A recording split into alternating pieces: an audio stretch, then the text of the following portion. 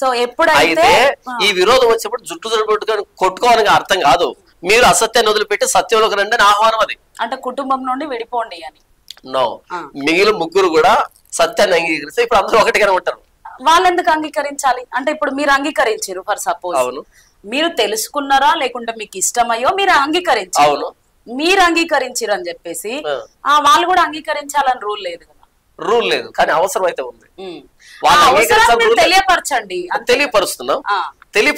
తెలియపరుస్తున్న ఈ మార్గంలోనే విరోధులు అవుతున్నారు. తెలియపరిచినప్పుడు వాళ్ళు దాన్ని యాక్సెప్ట్ చేయరు, దాన్ని వాళ్ళు వ్యతిరేకిస్తారు.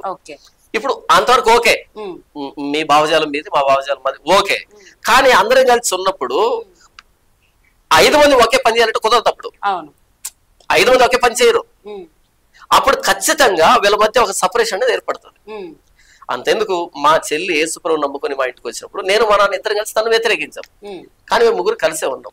అంటే మీరు ఫస్ట్ క్రైస్తవులు కాదు. నా చెల్లి నాకు సువార్త చెప్పింది, మా నాన్న సువార్త చెప్పింది.